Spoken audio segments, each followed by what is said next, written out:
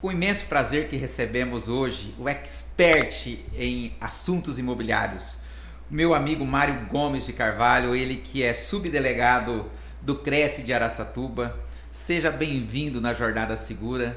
Eu acho que quem acompanhar, tenho certeza que quem acompanhar hoje a Jornada Segura vai sair daqui com conhecimento muito importante de como tomar suas decisões, principalmente em investimentos imobiliários.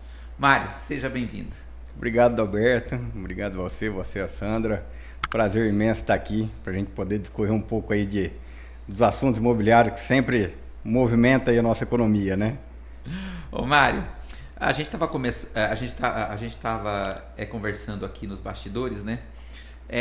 Do momento que a gente vive hoje no Brasil, né? Então eu já vou chegando, né? Taxa Selic a 15%. Né? A aplicação hoje é um apelo muito grande, deixar no banco vai render mais de 1%. E às vezes muitos investidores têm aquela dúvida, né, cruel. Será que é o momento certo agora de eu investir ou não? Na sua visão, é melhor dinheiro no banco ou dinheiro investido em imóveis? O suspeito para falar, trabalho com vendas, né? Então, assim, realmente é uma guerra que os bancos têm feito, têm tirado bastante dinheiro do mercado, né? Mas em contrapartida, isso acaba trazendo também algumas oportunidades dentro do mercado imobiliário. Como, em regra, sempre tem um bom negócio garimpado aí todo dia. Então, tem sido realmente um trabalho que a gente tem feito dentro desse mercado, com os investidores, principalmente em função desses juros altos que o banco está pagando, de apresentar boas oportunidades.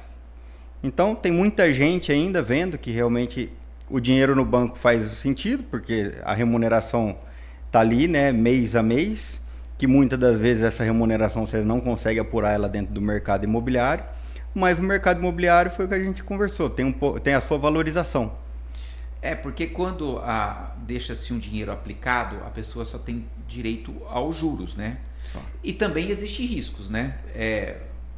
A gente viu o que aconteceu aí com um banco grande aí agora que teve a sua falência aí decretada pelo Banco Central.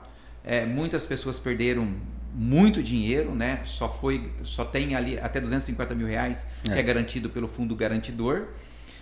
Mas assim, também tem excelentes bancos, enfim, excelentes aplicações, e as pessoas ficam naquela dúvida, né? Eu deixo o dinheiro aplicado, que eu tenho a rentabilidade, mas às vezes ela não faz essa conta que você acabou de falar, né? Porque quando você compra um imóvel buscando renda, você pode ter dois tipos de resultados.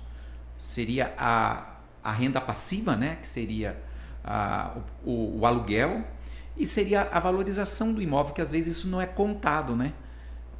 Como é que se define isso? Em regra é justamente isso. A valorização do imóvel ela se dá em função da demanda e oferta, né? Então o próprio mercado ele vem aí se autorregulando periodicamente. Quanto mais o banco está te pagando, mais gente quer vender às vezes aquele imóvel para colocar o dinheiro no banco, porque a renda dele é inferior ao que o banco está dando, e ele acaba dispondo daquele bem para poder aplicar o dinheiro visando somente a rentabilidade. E a pessoa que, na contrapartida, que sabe que isso vai ser um momento, uma onda que ele está surfando e que daqui a pouco isso aí vai cair, ele vai buscar essa oportunidade de comprar esse imóvel na melhor oportunidade possível de preço. Então aí ele vai comprar o imóvel daquele que quer. E aí é aquela troca de cadeiras, né? Então ele sai dali do imóvel para ir para o banco, e o outro sabe que está com o dinheiro no banco, ele vai para o imóvel, que daqui a pouco ele comprando bem o imóvel, ele tem, além da rentabilidade que ele está dando, se ele tiver alocado, uma valorização comercial e muitas das vezes uma oportunidade de preço ali. O que acontece? Ninguém sabe o momento, o time perfeito para mudar o investimento, né? A regra diz o seguinte: juro alto, os imóveis às vezes estão na oportunidade de comprar, porque as pessoas estão preocupadas com juros. Quando os juros começam a baixarem, acontece o inverso, ao contrário. As pessoas começam a migrar da aplicação para o imóvel. E aí, às vezes, dá um salto muito grande e a valorização, às vezes, é muito maior que os juros que a pessoa ganhou ali parado, né? Isso aí, em regra, sempre acontece. Eu estou aí já há 31 anos nesse mercado imobiliário, então a gente já consegui ver um pouco desse cenário acontecer algumas vezes. Principalmente a gente consegue ter esse parâmetro por valor de locação. Então, quando você tem um crédito barato no mercado, você sai comprando. E isso, consequentemente, você tem mais proprietários do que inquilinos. E quando você tem um crédito alto no mercado, o inquilino ele acaba sendo mais atrativo. Então ele migra, consequentemente você tem menos oferta de imóvel para locação e esses aluguéis começam a ficar mais caros. Consequentemente o imóvel começa a ficar mais rentável.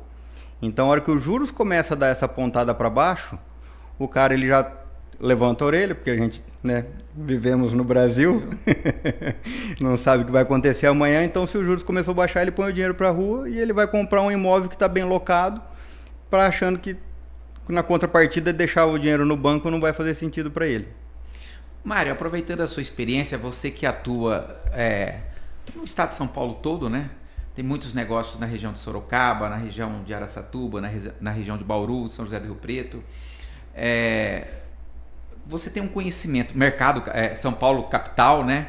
Você que atua diretamente com fundos, né? Trazendo às vezes grandes investimentos, oportunidades de grandes investimentos, bem como de retorno.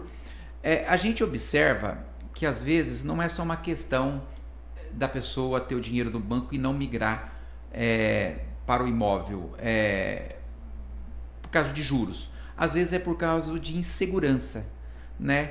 O que você fala assim para essas pessoas que às vezes têm dinheiro e têm medo de investir? Qual que é a regra? Norberto, aí é o momento que a pessoa vive que a gente tem que entender um pouco melhor. Às vezes, muitas das vezes ele tem o dinheiro, é o que você acabou de dizer, ele tem o dinheiro no banco, tem vontade, sim, falta o conhecimento, né? Falta informação. Isso aí não me esqueço uma vez que a gente na imobiliária, a gente fez uma parceria com uma empresa dos Estados Unidos para vender casas em Orlando. E aí fizemos uma reunião com alguns investidores lá e fomos comentar com eles a respeito do potencial de rentabilidade que você tinha das casas por temporada lá. E aí um deles, numa época, ele chegou, fizemos toda a apresentação, que realmente era muito atrativa a venda e coisa e tal. A rentabilidade também, ainda que o potencial de ele poder usar, tava no auge, era coqueluche lá de comprar uma casa, né? Até hoje né? Quem não quer uma casa em Orlando, né? E aí ele falou assim, cadê a câmera? Porque isso aqui é uma pegadinha. Falei, não, doutor, isso não é uma pegadinha. Ele falou, mas não pode render isso. Eu falei, pode. Ele falou, mas eu não sabia. É justamente o que você acabou de perguntar, é a falta do conhecimento. Então o mercado imobiliário te oferece N oportunidades para fazer investimento, vai tudo do seu tempo de investimento.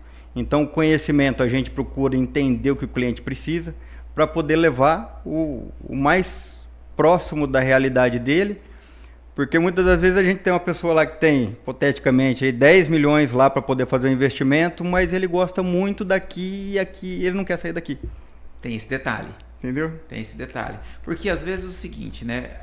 É o que a gente estava falando aqui. A questão da reputação que vale mais que a comissão, né? Você como expert nessa área, quando você vai orientar um cliente, você faz uma análise mercadológica, por exemplo, do imóvel.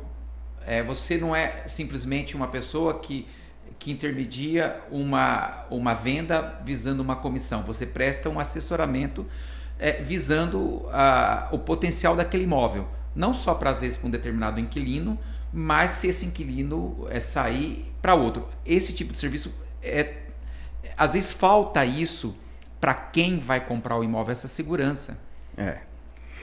Tem uma passagem interessante da época aí de imobiliária. Chegou um médico na imobiliária uma vez e ele queria comprar um apartamento. Desculpa, ele queria comprar uma casa. E ele falou assim, ele morava em Penápolis, ele falou assim, eu moro numa casa grande e eu acho que eu preciso construir uma casa nova para mim. Eu falei, muito bem, doutor, vamos sentar, vamos bater um papo, vamos entender como é que é isso, né? Que tamanho de terreno que o senhor precisa, o que o senhor está pensando em construir, o senhor está vindo de Penápolis agora. E eu vou atender o senhor. E na conversa ali, eu falei, o senhor precisa comprar um apartamento. Ele falou, mas eu moro em casa, eu quero comprar um terreno que eu vou construir uma casa. E ele estava vivendo um momento da vida dele, de faculdade, filho entrando na faculdade, chefe de hospital. E por final das contas ele saiu de lá com um apartamento comprado. Então esse entendimento, muitas das vezes a pessoa chega com uma ideia, mas às vezes falta o conhecimento das dificuldades que vai ter também, né? Não é só a facilidade, tá aqui, tá pronto, né? No caso de uma construção, a dificuldade. Então, entender muito bem o que o cliente precisa para a gente poder prestar essa assessoria direcionada para aquele cliente. E como a gente está no mercado, é o que eu costumo dizer, né, Adalberto? Muita gente fala, o cliente tem sempre razão. No meu mercado, não. Eu entendo melhor que ele, muitas das vezes, né? Exato. Porque, às vezes, assim, numa cidade, não é o fato de você fazer um investimento numa cidade que ele é garantido. Depende muito do local daquela cidade, da aptidão do imóvel.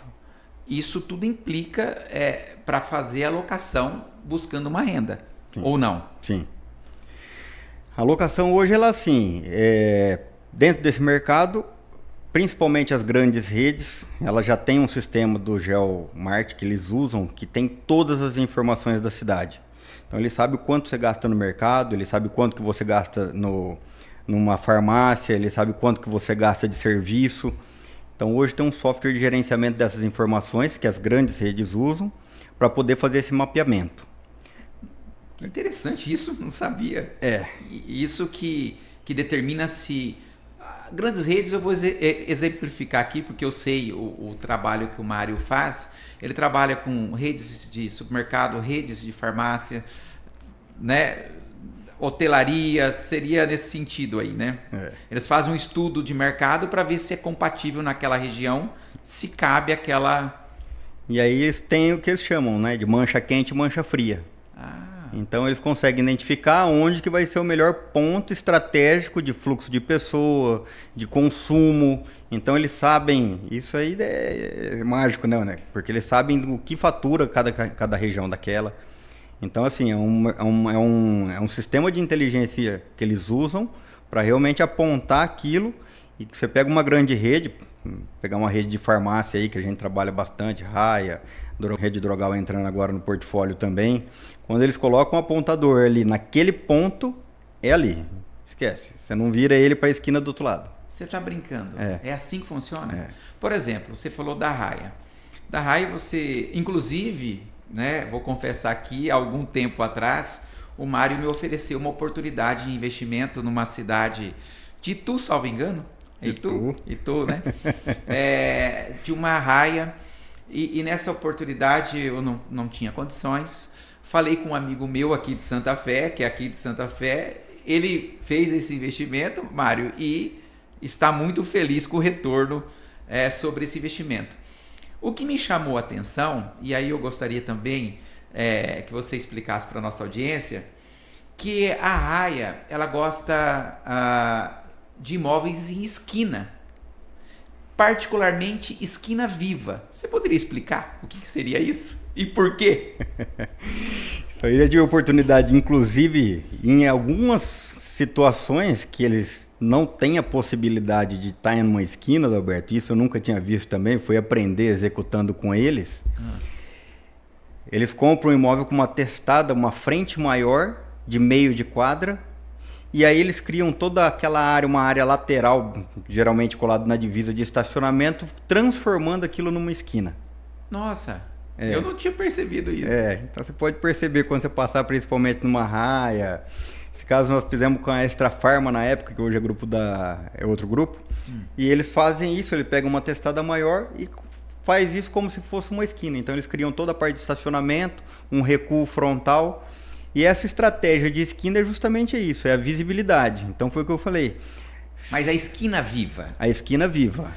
Defina o que é esquina viva. Esquina viva é quando você está indo na mão principal, e aí ela está geralmente à sua direita, né? E com a visibilidade de frente para você, porque a esquina de cá anterior é a esquina cega. A esquina cega. Olha, pessoal, é uma coisa simples, né? Mas isso faz diferença, né? Na locação e até na rentabilidade, né, Mário? Faz. Faz. Então, na hora que você for fazer um investimento em esquina, fica atento se é esquina viva. É isso aí, a esquina viva vale mais que a esquina cega. Vivendo e aprendendo. E tá do outro lado da esquina, né? Então, porque às vezes você fala esquina, mas para as redes, principalmente farmácia, vocês que estão nos acompanhando, começam a perceber onde que as farmácias ficam, essas de rede.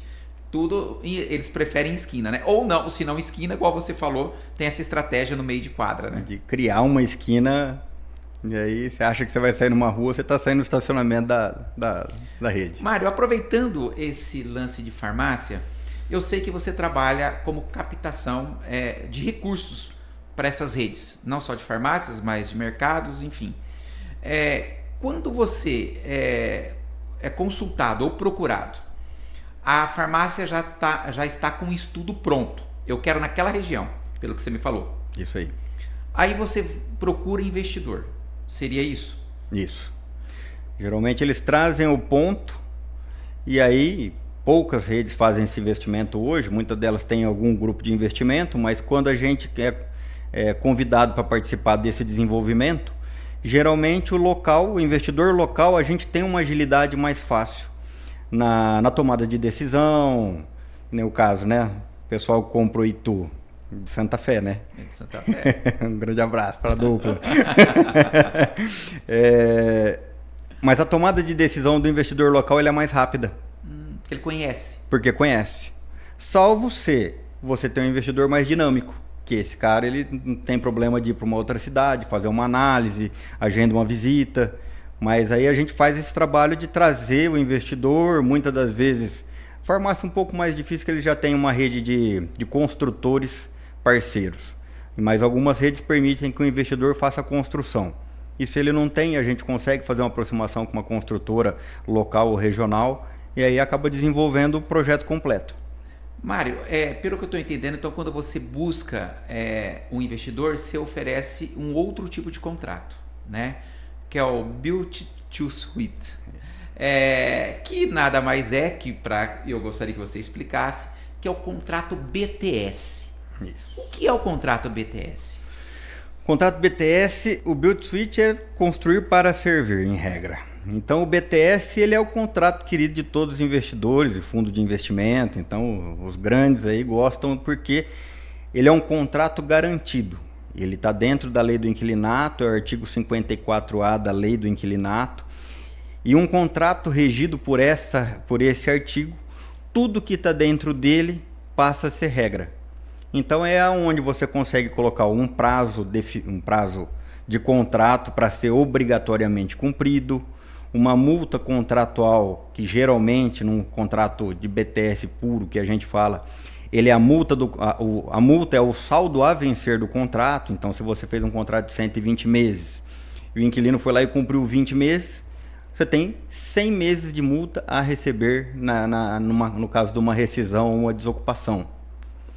Tem também em contrapartida um prazo de notificação, que um contrato padrão, se você notificar que você está desocupando o imóvel com 30 dias, a notificação basta e você desocupa. Ali você pode colocar, que em regra a gente coloca, dependendo dos casos, uma notificação com um prazo um pouco mais elástico, 90 dias, 120 dias, 180 dias.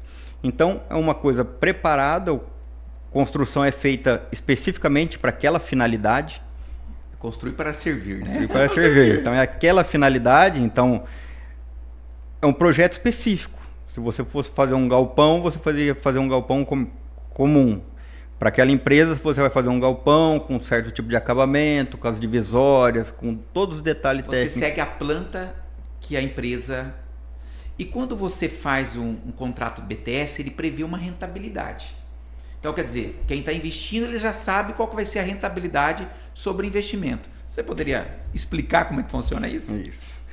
A rentabilidade, em regra, ela vai sobre o investimento. Muitas das vezes, por isso que o BTS, se você consegue uma rentabilidade, em maioria dos casos, uma rentabilidade maior. Ele leva em consideração a aquisição do terreno e a construção? Em regra, não. Em regra, não? Em regra, não. Algumas redes travam isso. Então, sobre o custo do investimento, a remuneração é X% do contrato. Algumas regras colocam isso.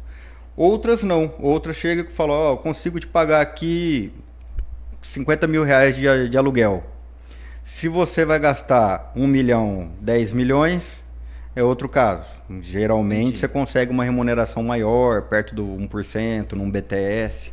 E aí você tem a garantia de todo o prazo de contrato. Você tem as obrigações também para cumprir.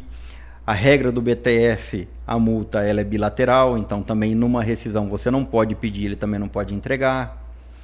Prazo de construção, você tem que, a regra, seguir esse prazo de construção, você também não pode atrasar a obra, senão você paga a multa, você investidor paga a multa para a rede. O contrato BTS é geralmente 10 anos, o padrão. 10 anos. 10 anos. O proprietário, se ele vender o imóvel, eu estou no BTS, surgiu uma oportunidade, estou precisando de dinheiro, eu posso vender o imóvel e esse contrato ele se torna válido para o novo comprador, ou seja, a empresa, a inquilina, ela tem que manter aquele contrato vigente, cumprir o saldo remanescente? Em regra, sim. Em regra, porque geralmente esse contrato, como é um contrato BTS, ele está registrado às margens da matrícula. Então, na hora que ele for comprar, ele está sabendo que tem um contrato de locação para ser cumprido. E aí ele vai comprar, geralmente ele está comprando porque ele quer aquela rentabilidade, né? Então você segue... É uma rentabilidade e garantia, né? Porque... Garantia, Mário, agora assim, olhando o BTS, olhando assim, ele é um excelente negócio quando você faz com uma rede do porte que a gente está falando. Mas assim, qual que às vezes é o conselho que você dá para quem está em dúvida no BTS? Ele tem que checar, por exemplo, a saúde financeira da empresa que é o BTS. Eu entendo que às vezes a empresa procura esse formato de contrato porque para ela é mais interessante deixar o dinheiro no bolso e colocar para girar que descapitalizar para fazer o investimento, né? Então, qual que seria a atenção, ponto de atenção no contrato BTS? Justamente, primeiro a garantia, né? Geralmente esses contratos você tem, além da garantia de execução, você tem que ter um garantidor da garantia da execução, né? Então, como esses grupos são grandes, você tem um fiador muito sólido. Ou você pode pedir uma garantia extra, ou uma fiança bancária, ou até mesmo um imóvel comum que normalmente o pessoal pede na garantia, né? E esse imóvel ele tem que estar compatível com a multa da rescisão. Então, se você tem um contrato de 1 milhão de reais de locação a receber, o inquilino tem que te dar um imóvel de 1 milhão de reais que é equivalente à multa. E aí ali você tem a garantia. Então, a garantia, você tem a dupla garantia, obrigatoriamente do prazo da permanência dele, mais a garantia locatícia. Entendi. E é um tipo de contrato que permite você até alavancar, né? Quer dizer, eu conheço pessoas que obtiveram, às vezes até no sistema bancário, um crédito para comprar porque se torna um negócio, né? Sim. Ou através de consórcio, enfim, isso é comum também, né? Também. Os próprios fundos de investimentos, eles alavancam, né? Fazendo a securitização desse contrato. Então, quando um fundo compra uma operação dessa de BTS, ele vai fazer o quê? Ele vai gerar os CRIs, que é o Certificado de Recebimento Imobiliário. Então, ele lança isso para o mercado para captar recursos, para continuar investindo e a pessoa continuar recebendo uma rentabilidade. Então, o próprio fundo de investimento ele já tem uma própria alavancagem interna. Ele dá para uma securitizadora para levantar o recurso na contrapartida do contrato garantido. Ô Mário, e a gente está falando aqui, né? Deixa eu te falar, já que estamos falando em BTS, eu tenho uma curiosidade. Você faz prospecção de negócios para esses fundos e para investidores, né? No estado todo, acho que a maioria no estado de São Paulo, né? Estado de São Paulo. E eu fiquei sabendo que você fez até um trabalho aqui em Santa Fé do Sul. Era BTS esse também ou não? Era um BTS. Eu quero saber, vai sair um mercado novo em Santa Fé do Sul, amigão? Isso é um assunto delicado, né, Davi? A gente sim fez essa prospecção, uma grande rede supermercadista, e aí acabou ocorrendo uma transição dessa rede com o fundo de investimento, e aí eles pararam algumas prospecções para no momento oportuno voltar ativo. Então, por enquanto, a gente está... Mas Mas Santa Fé esteve no radar para ter um novo mercado aqui. Você já fez um trabalho isso? Esteve, eu acho que continua. É uma grande cidade, uma cidade próspera, uma cidade bem desenvolvida, então que tem um potencial econômico grande. Então acho que assim, por enquanto não, mas acho que em breve a gente... Olha aí, o spoiler aqui, né? Mas assim, falando de fundos ainda,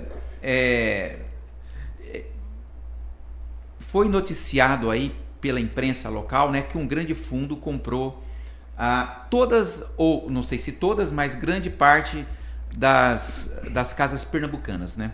Da rede pernambucanas. Da rede pernambucanas. E eles estão vendendo esses imóveis numa rentabilidade de 0,5%, pelo menos assim me chegou. Venderam inúmeros imóveis já, né? Eu acho que só ficou agora a sobra, vamos dizer, né? Santa Fé estava no pacote, não sei se foi vendido ou não. Você atua também nessa intermediação? Sim. Procuro fazer sempre dentro do trabalho que eu faço uma prospecção ativa. Então, muito mais direcionado para o interesse do cliente. Então, eu faço para as redes de farmácia, eles têm interesse nos pontos, eu levo aquilo. Os fundos de investimento, muitas das vezes eu tenho cliente que tem esse perfil de compra, então eu vou atrás das oportunidades que os fundos têm para poder vender, assim como esse fundo colocou várias lojas, né, da rede à venda.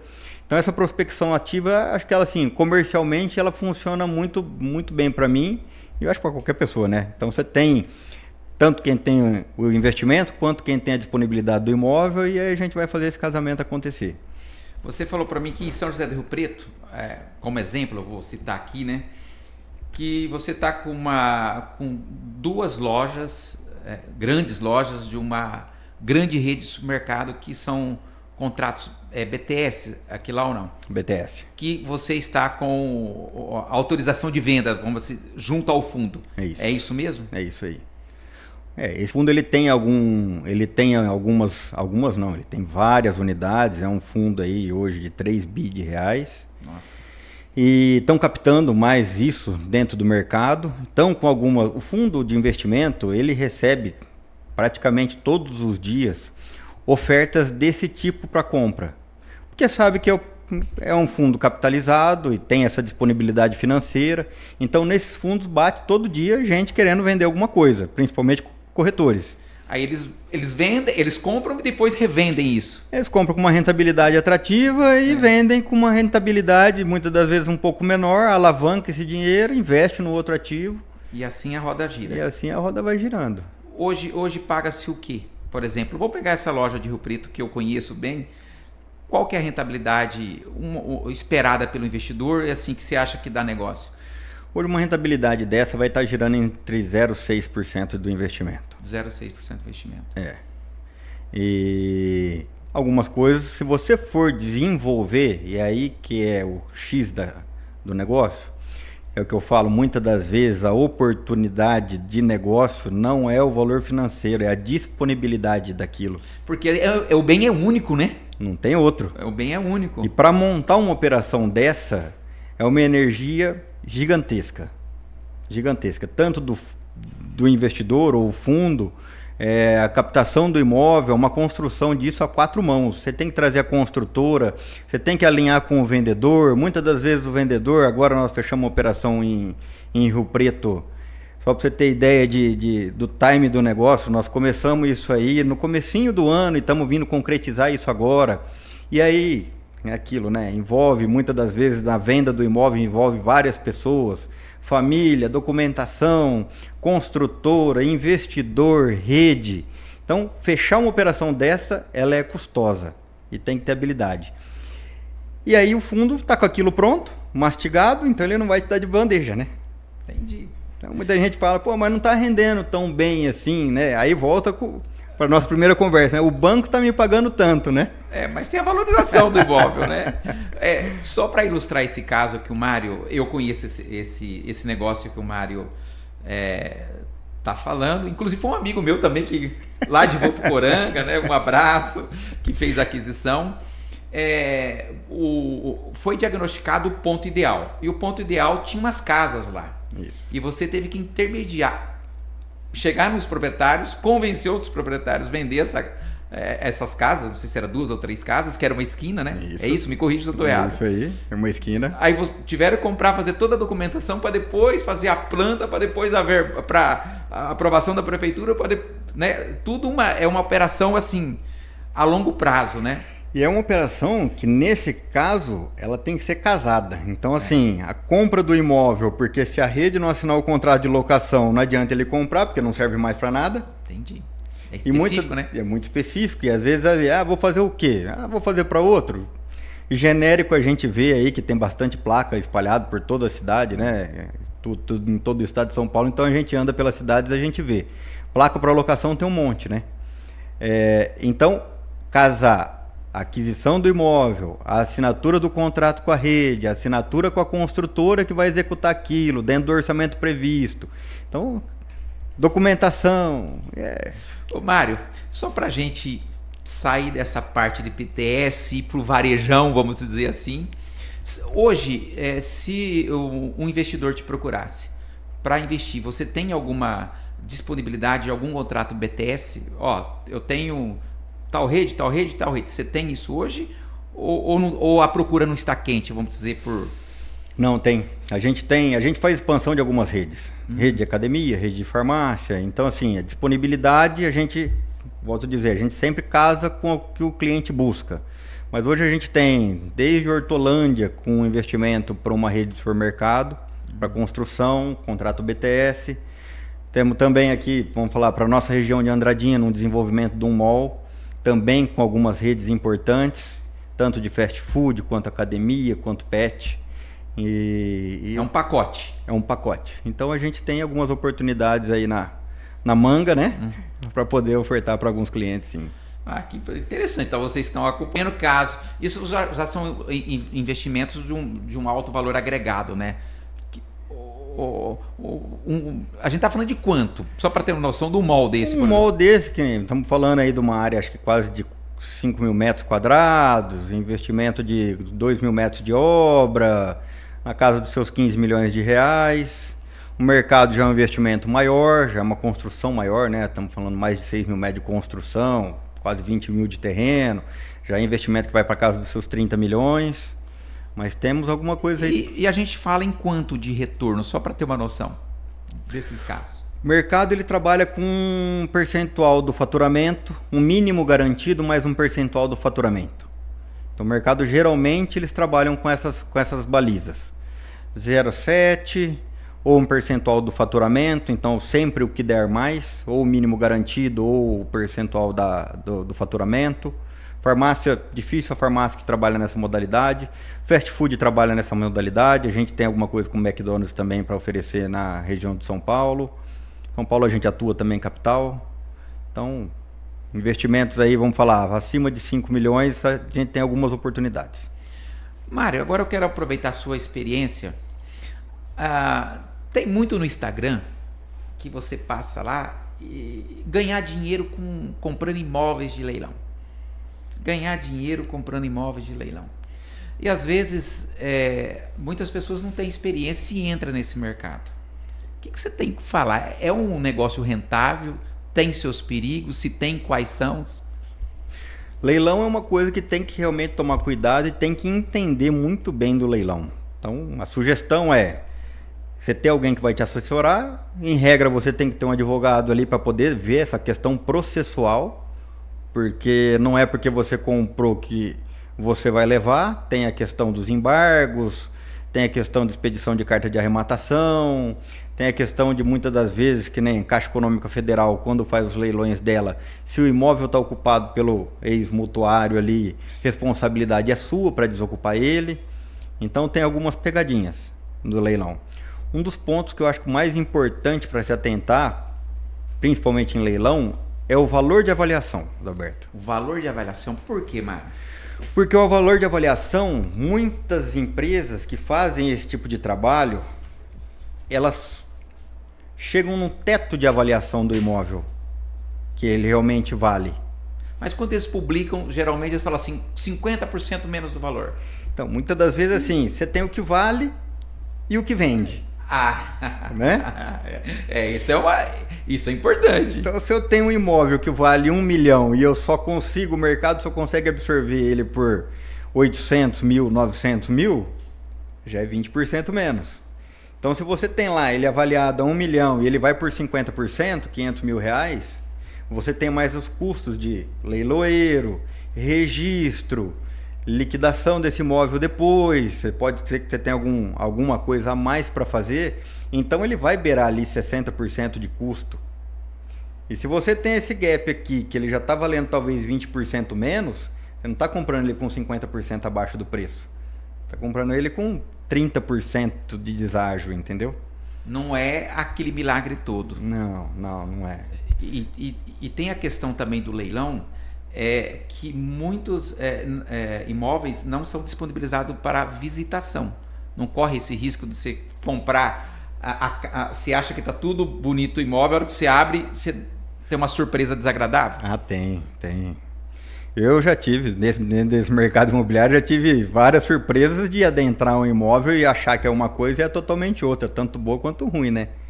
Então, você entrar, você vê a fachadinha assim, simples. Você entra lá dentro, realmente tá muito bom. Ou vice-versa, você entra a fachada, nossa, isso aqui deve ser uma maravilha. Você entra lá, lastimável. Mário, teve um amigo meu que ele te contratou para fazer um serviço, por isso que eu estou te perguntando de leilão. Era um Banco do Brasil na cidade Tupiara, não lembro, Minas, divisa ali. Divisa, né? De Minas. E esse trabalho que foi feito, segundo ele, foi o seguinte: era um leilão do Banco do Brasil que tinha uma rentabilidade garantida, né? Quer dizer, mas ele te pediu algo diferente. Que além da documentação, que você viu os aspectos legais, né? Você está lembrando do caso ou não? Tô recordando aqui. Parte o banco ia desocupar, uma parte ia... Você fez um trabalho diferente. Você você levantou o valor real comercial daquele imóvel.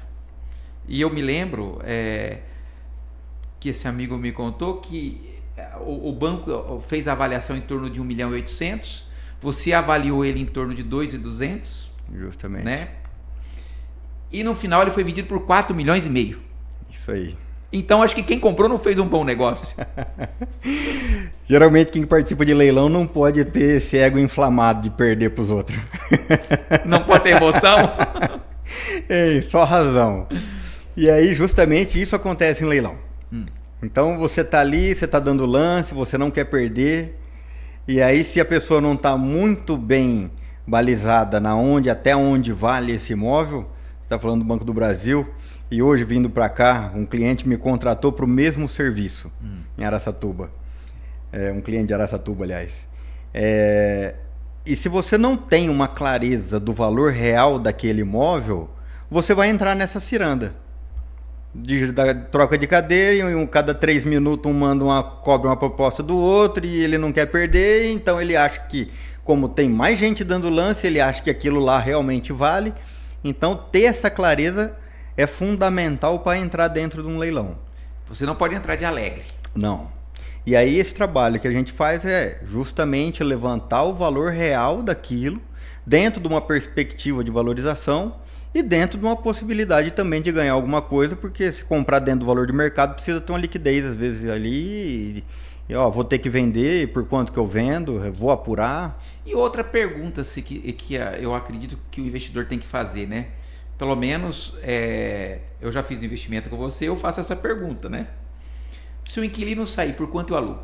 É isso aí. Essa é uma pergunta, porque às vezes você não pode se prender porque a gente não sabe como é que foi feito aquele contrato. Aliás, você vai ter ciência como foi feito, mas o inquilino pode sair. Às vezes você sai aquele inquilino por quanto aquele imóvel vai ser alugado. Quer dizer, a rentabilidade pode ser diferente da que você espera, né? E aí não bate, né? Essa pergunta é interessante, porque dentro dessas possibilidades, esse trabalho a gente procura fazer para levantar as possibilidades de locação, né? Nem no caso, o imóvel que estava alugado para um banco, ele serve para um banco? Serve para uma cooperativa. Serve para que mais? Serve para uma garagem, para uma revenda de carro, serve para uma loja. Eu consigo fracionar esse imóvel, eu consigo dar uma destinação diferente do que ele já é. Então, ter essa visão um pouco mais macro, ela acaba ajudando na tomada de decisão, porque muitas das vezes aquilo é muito específico. São detalhes, porque hoje na internet se vende muita facilidade, né? Não, vou ganhar dinheiro, o curso para comprar em leilão, né? Mas já tem aquele ditado, né? Milagre, quando esmola é demais, até o santo desconfia, né, Mário? Tem que ficar esperto, né? Tem. Mário, utilizando a sua experiência, né, de investimentos, uma pessoa que queira fazer um investimento, que nunca fez um investimento, o que você recomendaria para ela? Às vezes a pessoa é conservadora, prefere deixar o dinheiro no banco, tem medo de fazer uma aplicação porque acha que no banco é mais garantido. Qual é a recomendação que você fala para esse tipo de cliente? Não só para aquele grande investidor, né, que é acostumado com essa adrenalina, com essa coisa, mas para a pessoa que é conservadora e às vezes ficar parado para ela também é um movimento, né? Muitas das vezes a gente vê em alguns clientes que realmente tem essa disponibilidade e não tem esse entendimento, buscar isso, aliás, apresentar uma oportunidade dessa acaba sendo um grande diferencial. É o que a gente conversou. Levar o conhecimento, né? Sim. Então, conhecer como funciona, mostrar as nuances da questão da locação, a questão da segurança, né, do imóvel, porque o dinheiro no banco é o que a gente falou. Se o investidor, né, eu tenho R$1 milhão no banco, o fundo garantidor vai me garantir só 250. Eu tenho certeza absoluta que se ele comprar um imóvel de R$1 milhão, ele não vai vender esse imóvel por 250 se acontecer uma quebra do país. Né? Isso é importante. Isso é importante. Então, levar essa informação para ele poder ter essa tomada de decisão, acho que é o trabalho mais criterioso que a gente faz dentro da corretagem. Para ele poder ter uma tomada de decisão consciente e mostrar todos os prós e os contras. Dentro dos contras, trazer a segurança, né, Adalberto? Que é o principal, né? Que é o principal, porque com insegurança ninguém toma uma decisão, né? Aliás, não vou fazer nada, né? Deixa do jeito que está. Porque assim, eu penso que dentro do seu papel, você tem que ter uma segurança, passar uma segurança jurídica também. Penso eu que você faz um levantamento completo, né, de quem está vendendo aquele imóvel, né, e do imóvel. Isso é necessário. Qual que é a recomendação nesse sentido? Que documento você tem que ter do imóvel, da pessoa que está vendendo, para você não ter uma surpresa ali na frente? Justamente. Contrato, com todo contrato de corretagem que eu faço, aprendi isso desde sempre, né? Então eu tenho que, como corretor, dar segurança para quem está comprando que vai receber o bem e para quem está vendendo que vai receber o dinheiro. Sim. Então eu também tenho que trazer a segurança para quem está vendendo, porque não é simplesmente você falou que vai comprar que você vai pagar. Diferente, né? Exato. Muitas vezes o cliente pode até assinar o contrato e não honrar o pagamento ou não honrar o compromisso, né? Porque também tem o aspecto de você ver as certidões do imóvel, né? Certidões básicas, né? Que obrigatórias. Muita gente, eu já vi vários corretores, a gente já viu muito corretor fazer, não, isso aqui não precisa, eu conheço a pessoa, o cara é bom, gente boa, né? Amigo meu, eu sei quem que é, eu sei onde mora, mas certidões de ações, distribuições das ações cíveis no fórum, tanto aonde está localizado o imóvel, quanto aonde mora o cliente. Então, muitas das vezes, você vai puxar uma certidão da pessoa aqui em Santa Fé do Sul, que o imóvel está aqui, mas ele mora lá em Araçatuba, e lá em Araçatuba tem uma ação correndo de cobrança contra ele, pode dar fraude contra o credor, ação da Justiça Federal, Receita Federal, certidões de débito trabalhista, certidões de protestos. Então, são as certidões dos vendedores que a gente procura tirar. Tem empresa? Tira da empresa também, para saber se a empresa não deve nada. Certidão do imóvel, em regra, certidão negativa de débito do IPTU. Se esse imóvel é um imóvel que está num condomínio residencial, você tem que pedir a certidão negativa de débitos condominiais, né? Em regra, isso aí, certidão, uma coisa que ninguém se atenta, débitos de consumo de água e energia. Porque muitas das vezes já vi imóvel chegar com débito de energia lá, com um valor significativo pela transação. Ah, tem água e energia? Tem, mas deve, né, tá no CPF, em regra está no CPF. Mas muitas das vezes, numa questão de locação, o inquilino não troca o nome da titularidade e esse débito fica no nome do proprietário. Ah, ele fica no nome do proprietário. Fica no nome do proprietário. Mário, uma dúvida que eu sempre tenho, eu tenho vários amigos e clientes que eles compartilham com a gente, às vezes, a vida financeira deles, né? A gente fica sabendo. Tem muita gente ainda que fala assim, vou comprar uma casa para ter de aluguel. Né? Uma casa de aluguel. Eu ouço tal, né? A casa de aluguel, a casa especificamente, você vê ela como um bom investimento ou não? Ou depende? O imóvel de locação é o que eu falo. O imóvel que ele serve para locação, muitas das vezes não é aquele imóvel que você fez para morar. Sim. Às vezes acontece, você fez uma casa para morar, prosperou, construiu uma casa maior, melhor e vai deixar aquela para locação. Mas aí às vezes essa casa tem muito detalhe que o inquilino não pode ter o mesmo cuidado que você. Entendi. Tudo bem que uma vistoria muito bem feita, relacionada, hoje com laudo fotográfico, que a gente consegue juntar, a gente consegue demonstrar realmente o estado real das coisas, mas às vezes aquele imóvel não é um imóvel de locação, é um imóvel realmente de uma moradia, um imóvel para vender. Ah, mas eu gostaria de manter, ou quero um imóvel residencial para locação. Então, se você for construir, você pode construir num critério para locação, com os detalhes que te custa menos a reposição. Entendi.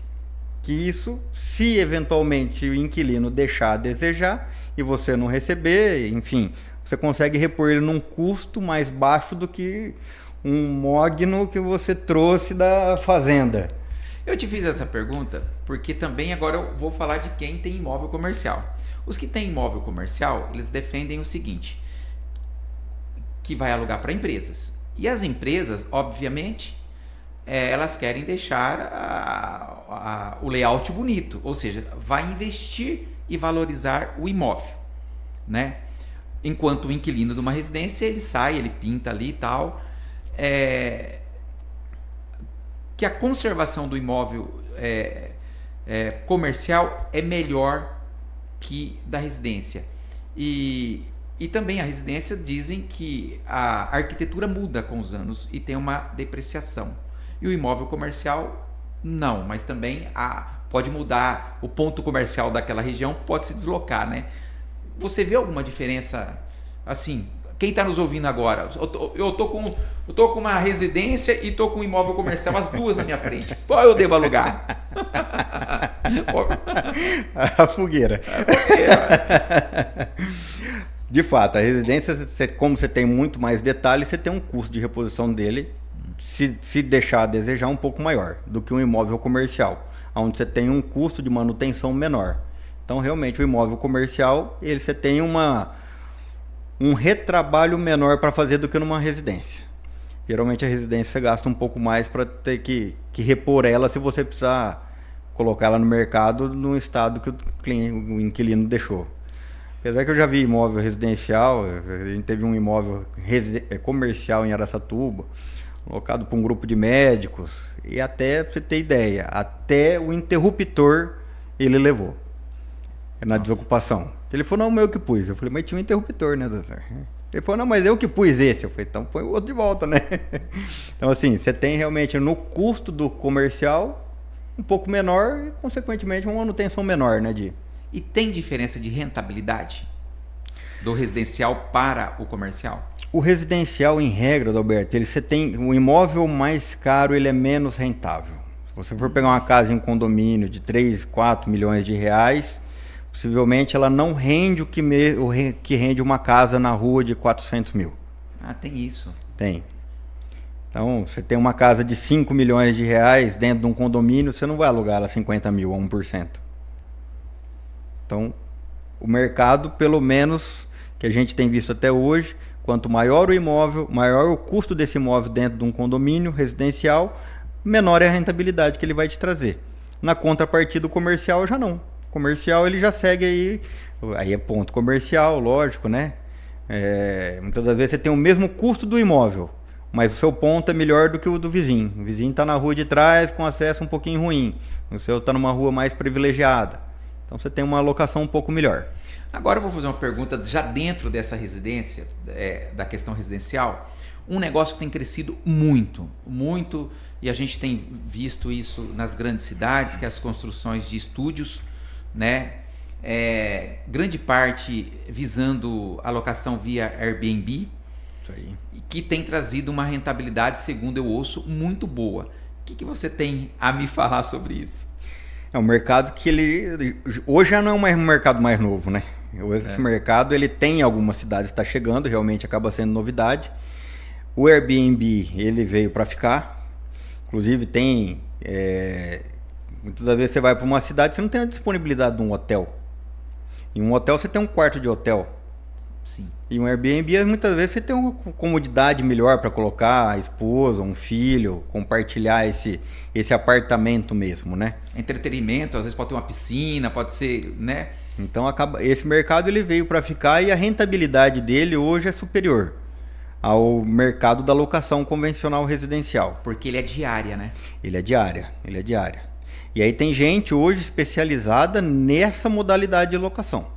Então você tem alguns critérios a mais. Você tem uma vistoria de entrada do imóvel residencial. Eu vou fazer a vistoria na entrada e a vistoria na saída quando esse cara sair, daqui 1, 2, 3, 5, 10 anos. E você segue, nesse caso, a regra do inquilinato.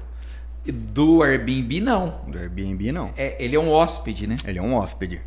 E aí você tem a questão da vistoria. O cara entrou hoje, desocupou amanhã, você tem que ir lá fazer uma vistoria, fazer o checklist, ver se está tudo ali em ordem, saber se não deixou nada para trás, se não quebrou nada. Então você tem um critério diferente na avaliação e, consequentemente, você tem uma rentabilidade muito maior. Aí tem coisas que você passa de 1% fácil Fácil, né? Num estúdio de apartamento. Um Airbnb, hoje, qual que é a metragem quadrada, vamos dizer, ideal para um estúdio que as pessoas procuram, enfim, para buscar rentabilidade via Airbnb? São Paulo eu já vi apartamento de 16 metros quadrados. 16? Nossa! E, por incrível que pareça, é tão muito bem projetado, é o que a gente fala de conhecimento, né, Daberto?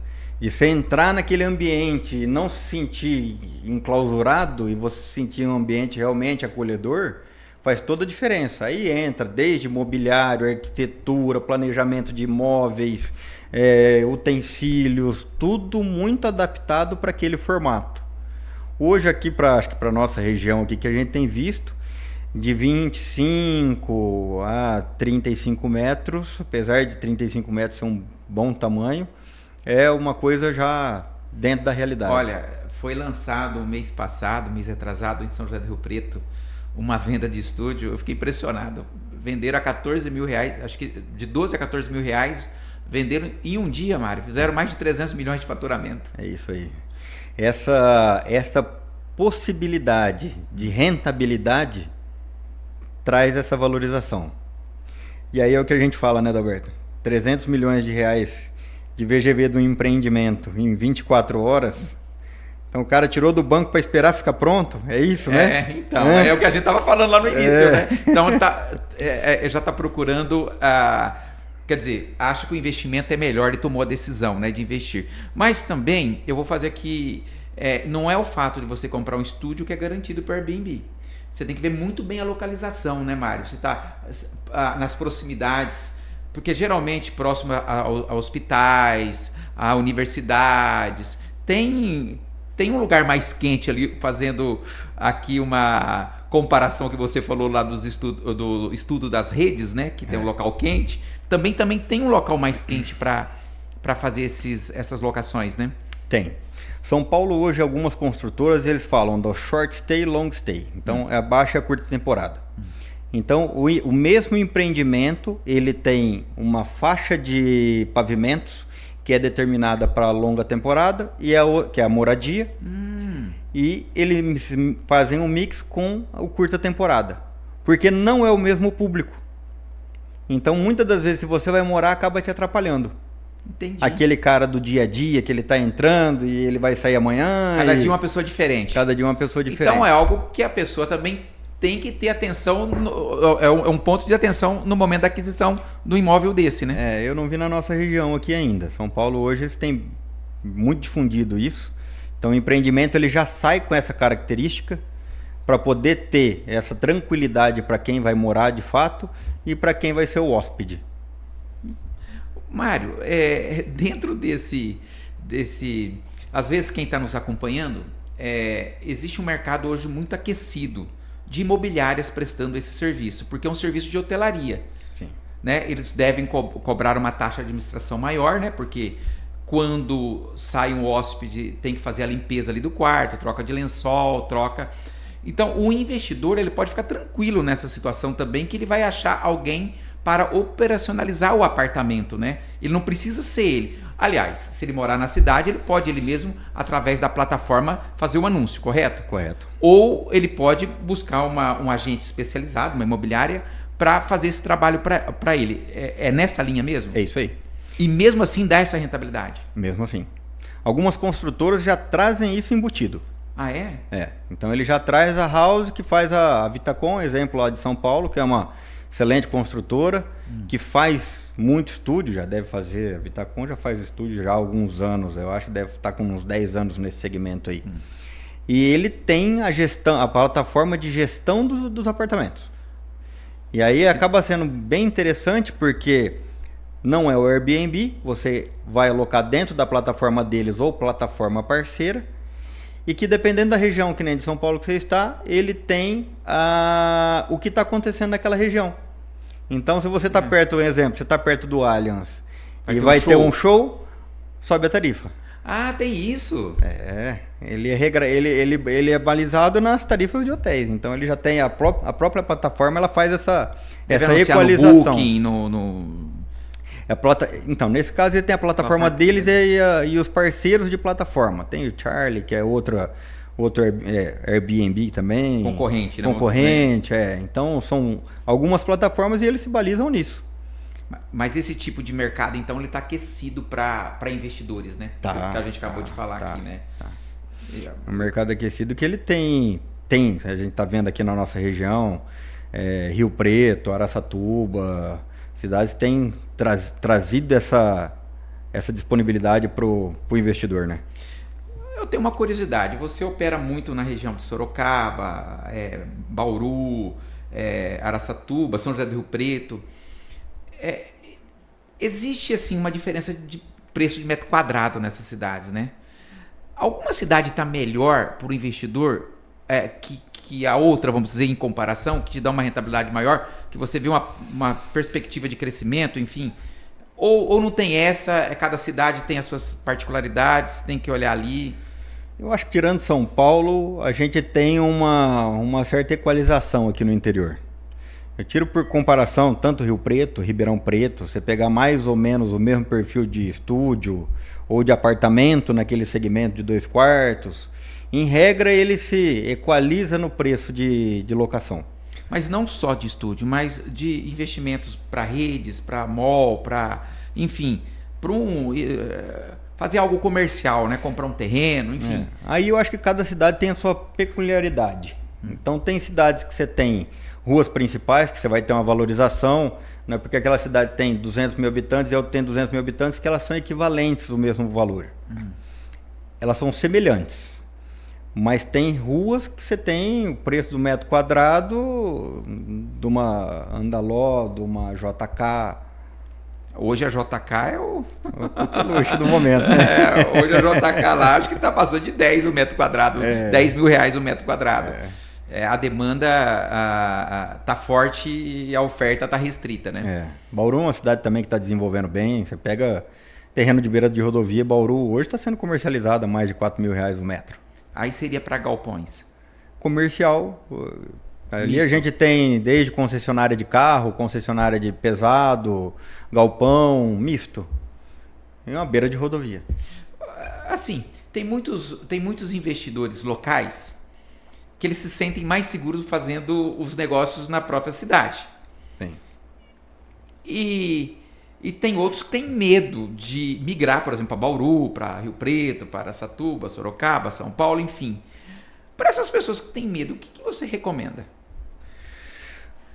Recomendo que a pessoa realmente ela faça uma análise se realmente se ele não tem essa disponibilidade de, né? Porque muitas das vezes ele quer cuidar do imóvel. Eu acho que o maior receio desse investidor que não quer ir para fora é porque ele quer passar na frente e ver. Então esse cara ele é o bairrista, né? Não, eu quero passar lá, ó, tá ali. Quero ver se tá sendo bem cuidado. Tô vendo, tá cuidando. Então se ele não tem realmente essa dinâmica e não aceita essa possibilidade, porque se ele é investidor, ele precisa buscar uma rentabilidade. A rentabilidade em São José do Rio Preto ou na Bahia, se ele está buscando rentabilidade, ele tem que buscar a melhor rentabilidade naquele perfil do que ele quer. Mas se ele não está disposto a sair, é realmente buscar o local. O local. Não tem jeito. Tem gente que... Eu tenho alguns clientes que eu atendo de Birigui e assim, ele falou, Mário, São Paulo. Três Lagoas eu não vou. Entendi. Mas por quê? Ele falou, porque meus negócios estão para cá. Então, justificável. Ele falou, então tudo que eu preciso fazer, eu tenho que vir para cá, inclusive região da Marechal Rondon. Ele falou, não quero nem pular muito para Rio Preto, porque meus empreendimentos estão para cá. Então, é perfil do investidor. Ele vai para outra cidade, mas ele também quer o trechinho dele ali. Mário, a gente falando aqui nos bastidores antes, eu observei que o mercado do Brasil vai passar por uma grande transformação. Você teve agora recentemente no Congresso Internacional que vai ficar mais democrático para o investimento, para quem quer investir em imóveis. Hoje nós já temos fundos imobiliários, né? Fundos imobiliários, a pessoa compra lá um fundo, né, que tem uma cota, mas hoje está vindo uma novidade aí que você acha que isso vai mudar a forma de comercialização e de rentabilidade do mercado, que é a questão dos tokens. Isso. É isso? É isso aí. Que é uma novidade. Eu acho que a maioria ainda não conhece. Explica isso, como é que vai funcionar. Esse é um mercado que realmente está sendo muito difundido no mundo inteiro. É no mundo, é mundial. No mundo inteiro, O token hoje você compra... Quem vai vender? O que é o token? Você vai comprar uma fração ou uma unidade do empreendimento. Tudo de forma online, rastreável e imutável. Diferente hoje do que acontece dentro de um cartório de notas. Vou te dar o próprio exemplo. Eu posso passar uma escritura para você no primeiro cartório, eu posso passar a escritura para a Sandra lá no segundo cartório do mesmo imóvel. Quem registrar é o primeiro comprador. Exatamente. Já dizem não vou falar os antigos, né? Mas os entendidos. Se não registrar, não é dono. Já dizia meu avô. Primeiro quem compra terra não erra e quem não registra não é dono. Não é dono, certo. E o token ele vem justamente para poder equalizar isso, descentralizar essas informações e trazer uma agilidade na negociação. Então, a partir do momento que você compra um ativo via token, o token, não sei se você entende como é que vai funcionar, mas é uma coisa nova, estou aprendendo isso e a gente está estruturando também para poder... A nossa audiência toda vai aprender, não vamos aprender junto, porque eu também não conhecia. Hoje o token você tem uma carteira digital. Certo. Então você vai comprar um ativo. Então vamos pegar um exemplo, um prédio. Vamos soltar um prédio de apartamento e eu vou transformar essas unidades em metro quadrado. E aí eu vou chegar para o cliente e vou falar, você tem a disponibilidade da cota. Que dá X metros quadrados. X metro quadrado, X reais.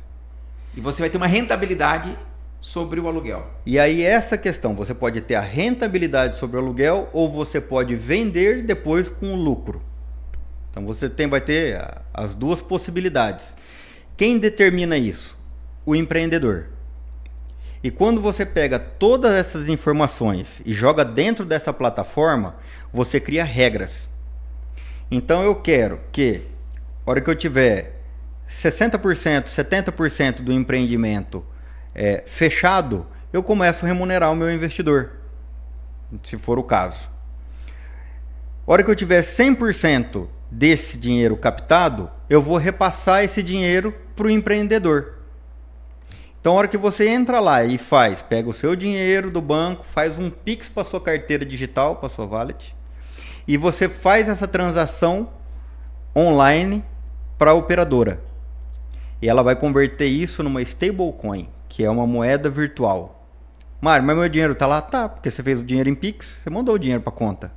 E aí ela só saiu de lá e transformou numa moeda virtual, que ali daquela plataforma ela vai transformar em dólar, em qualquer outro tipo de moeda que está... Bitcoin, qualquer tipo de moeda que está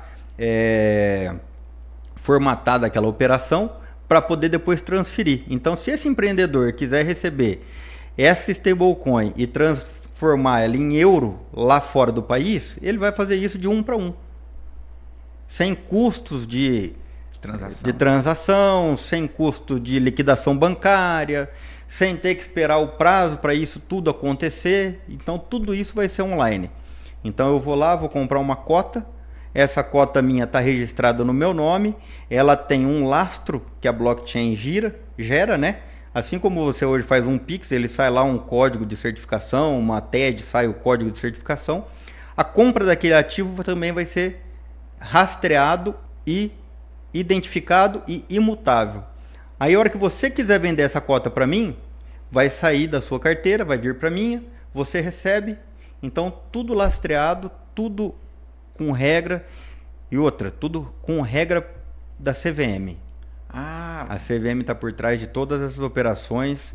Nada passa se não tiver dentro das regras da CVM. Rapaz, é uma mudança e tanto no mercado, né?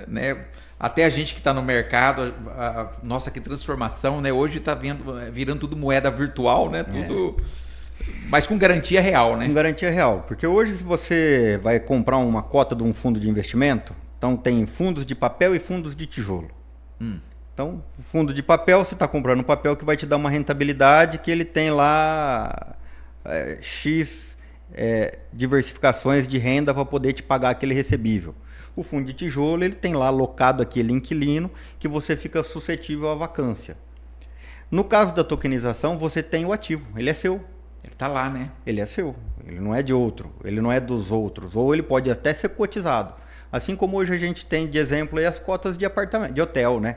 Sim. Olímpica, que você vai lá, eu comprei uma cota. Você pode usar tantos dias por mês, por ano, enfim. Inclusive o imóvel mesmo, ele vai ser seu 100% via token também.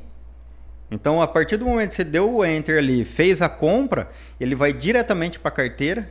A carteira do investidor já libera toda a parte de certificação, registro digital. Então, é tudo certificado, validado juridicamente. Isso já está sendo comercializado no Brasil ou ainda está em processo de aprovação, enfim? Já, tem coisas que sim. Inclusive, a gente está estudando junto com um parceiro para poder estruturar isso para os nossos clientes. Então, trazer essa plataforma para poder fazer essa transação. Então, a gente vai ser o operador dela. E aí, todas as informações, Adalberto, que o cliente precisa, desde contrato social da empresa, certidões negativas, dados do empreendimento, tudo que você tem de documentação, você joga dentro da plataforma. E a partir dali, aquilo está feito, ele não muda. Então você não tem como, vou dar um jeitinho aqui, você é amigo meu, pera aí que eu vou te favorecer, não, eu vou passar você na frente do outro aqui, não tem... Como diz o Arnaldo César Coelho, a regra é clara. A regra é clara. Já está ali definida, né? Está definida. Então acho que realmente esse mercado, digo nos 10, mas eu acho que em 5 anos aí a gente tem uma transformação muito grande do mercado imobiliário. Os corretores vão ter que se adaptar a essa nova modalidade de transação e dentro disso também essas operadoras vão cadastrar também os corretores, os parceiros, os agentes. Para fazer a distribuição, né? Para fazer a distribuição. O negócio é pulverizar e realmente executar. Isso eu não preciso estar fisicamente num lugar. Eu posso ter acesso à plataforma, posso estar lá em Dubai e achar que o investimento daqui é interessante. Um clique, eu faço a aquisição e está resolvido. Mário, aproveitando a sua experiência, eu quero fazer uma pergunta. Essa é uma pergunta minha, que você está presente desde os pequenos aos grandes empreendimentos, né? Desde um apartamento, enfim. Como o comércio online, ele está afetando a locação em si? Eu acho que essa mudança de comportamento, Alberto, do cliente, né? Eu acho que a grande mudança é o cliente, né? Sim. O mercado mudou e o cliente mudou junto. Então hoje a gente vê aí muitos clientes que querem ir na loja fazer a compra. Sim. E aí eu digo que essa é a personalidade do comprador. Digo por próprio exemplo da minha casa. A minha esposa, ela prefere muito mais ir numa loja fazer a compra de um produto do que pedir online, na comodidade de casa. Então, essas pessoas que obrigatoriamente tinham que ir para uma loja para fazer a aquisição de um produto, hoje ele tem todas as informações na palma da mão. O celular dele está ali, ele vai pesquisar e ele vai fazer as análises que ele quer e tirar todas as dúvidas e ele pode chegar na loja pronto com aquela informação. E tem gente que não tá nem aí. Essa moçada mais nova muitas das vezes quer o quê? Quer a comodidade, quer ficar em casa, apertar ali, comprar e receber. E isso tira o cliente da rua. Às vezes você anda, não vê as cidades paradas, mas internamente ela está pegando fogo, porque as empresas, penso eu, locais, terão que se adaptar para essa concorrência online, né? Eu acho que essa empresa que realmente não se adaptou, ela está passando uma dificuldade financeira, porque muitos dos... É o que eu falo, estou com 45 anos, né? E já vivi aí desde os meus 14 esse mercado, então, consequentemente, a gente vê muita coisa acontecer.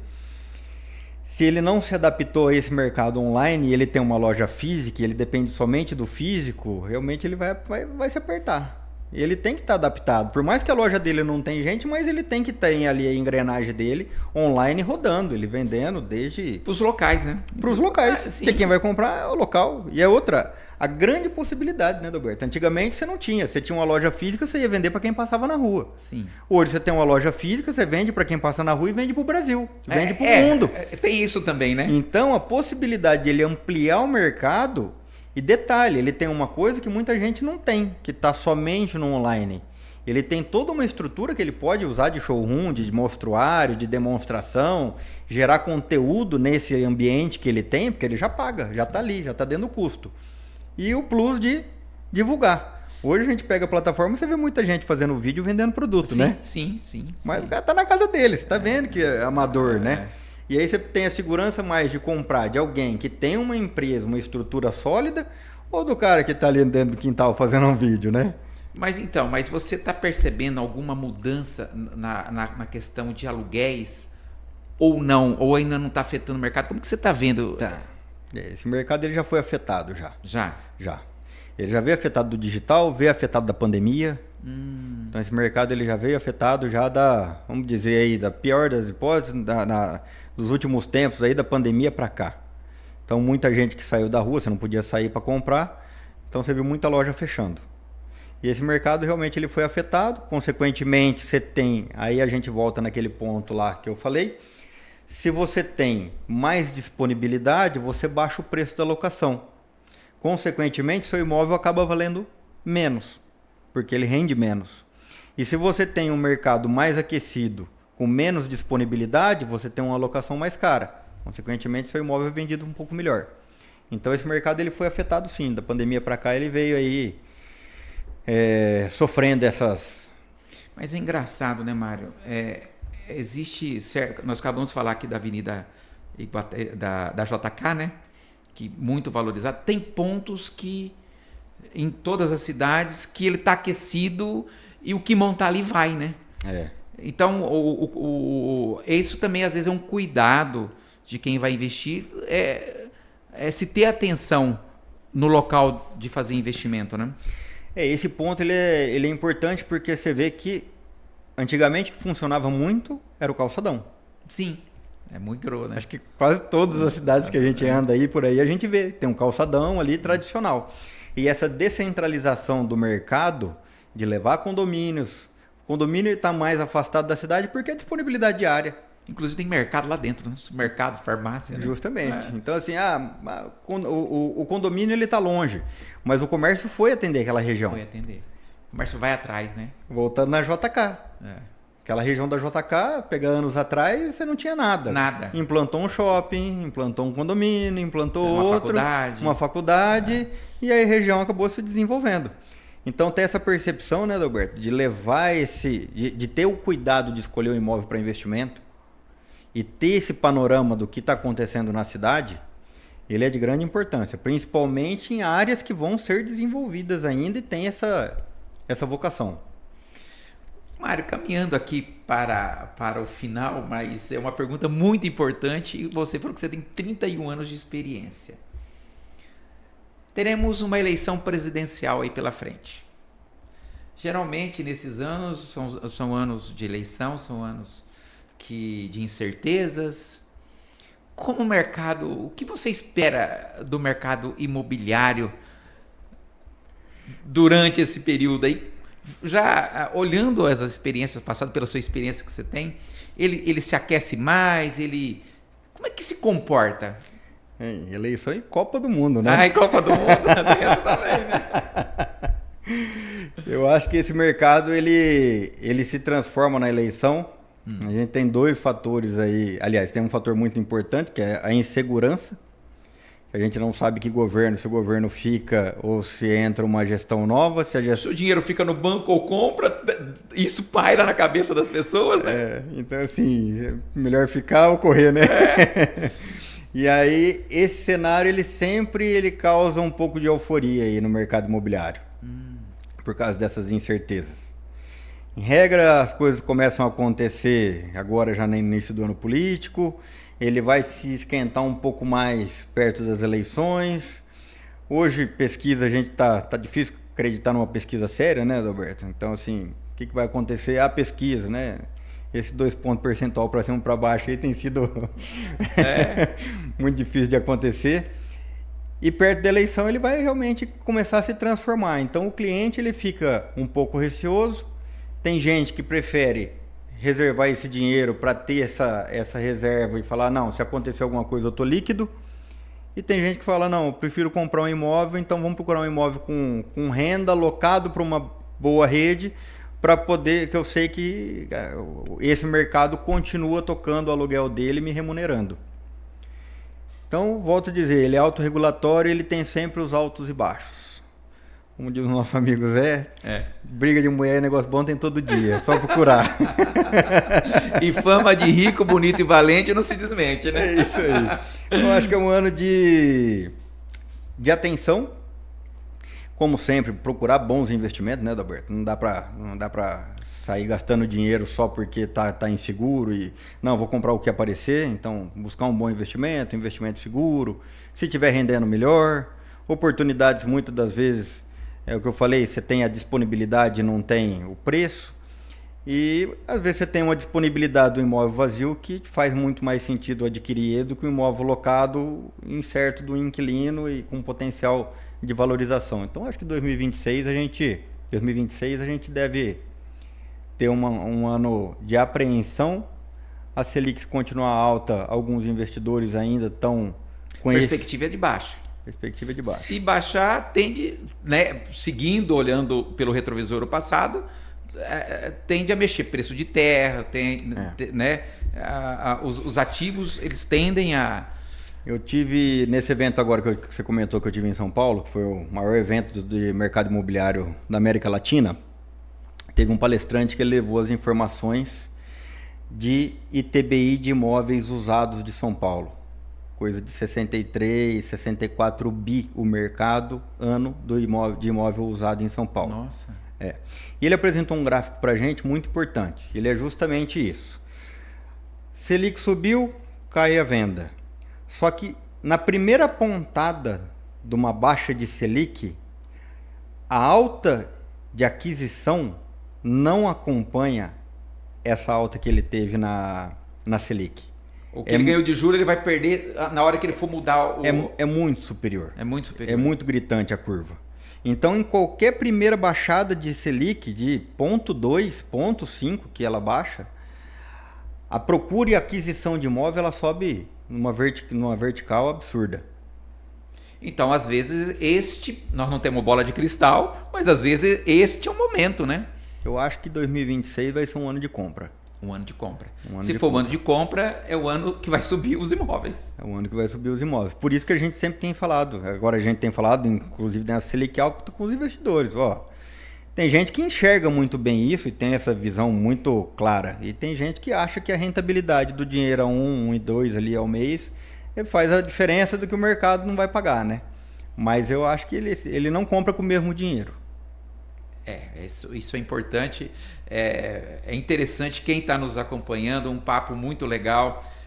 Obviamente que são cenários que a gente desenha, né, Mário? Sim. Mas o tempo tem demonstrado que quem sempre compra, ele sempre ganha ao longo prazo. Às vezes no curto prazo, principalmente, né, a gente viu a questão de terras, né? Eles ficam parados ali um certo tempo, de repente dá aquele repique que dobra, triplica o preço. E com os imóveis também não é diferente, né? E eu acho que a grande mensagem que fica aqui, né, Mário? Pelo menos que eu entendi, que tem boas oportunidades, tem riscos, mas tem excelentes oportunidades. O que manda é um bom planejamento e um bom assessoramento para te auxiliar numa decisão. É isso aí. Eu acho que isso que você colocou é realmente o fiel da balança do sucesso de uma aquisição. Eu falo, nem sempre ele ganha da forma que ele espera, vai valorizar a curto prazo, mas essa perspectiva de análise muito bem feito, uma assessoria, um alinhamento, entender que realmente o mercado ele tem os seus altos e baixos, mas preferência é você comprar bem comprado para não ter essa baixa, né? Não pode ser, na minha vez, né? Aquela velha, mas tinha que ser na minha vez, né? Ó, pessoal, quero dizer o seguinte, se vocês estiverem gostando do nosso conteúdo, dá um joinha lá, compartilha o nosso link, se inscreva no nosso canal, porque é isso que nos motiva a trazer esses convidados com tanto conteúdo para contribuir com a nossa audiência, que certamente investimento ele é algo que está presente na vida da gente, até para investir ou não investir, né? A informação é tudo, né? Mário, gostaria que você deixasse aqui seu recado, as suas palavras, fica aqui nossos agradecimentos e... Só tenho que te agradecer, Adalberto, o convite, trazer um pouco desse conteúdo aí, que eu sou apaixonado por falar dele. A hora que você me convidou, não podia pensar duas vezes em falar não. Gosto demais, vivo esse mercado desde meus 14 anos, então acho que tá na veia. E trazer informação e participar de estar aqui junto numa tarde dessa com gente boa faz toda a diferença pra gente no relacionamento. Mari, quem queira falar com você diretamente, como faz para entrar em contato? Tem, hoje rede social, Mário _expert _imobiliário, estou no Instagram, ou Mário Gomes de Carvalho, você vai achar de alguma forma Instagram, YouTube, TikTok, a gente está nas plataformas LinkedIn, a gente está nas plataformas digitais. Telefone, eu estou com 018 99158 1477. 99158 1477, então estou à disposição para quem tiver mais alguma dúvida, quiser uma consulta, uma assessoria, alguma coisa, estou à disposição. Vai ser um prazer atender. Gente, agradeço por mais esse episódio, pela audiência. Mário, muito obrigado novamente e esperamos contar com você aqui em novas oportunidades. Com certeza, estamos juntos para as novidades. Futura mais tecnologia trazendo informação para vocês. Valeu, gente. Um abraço.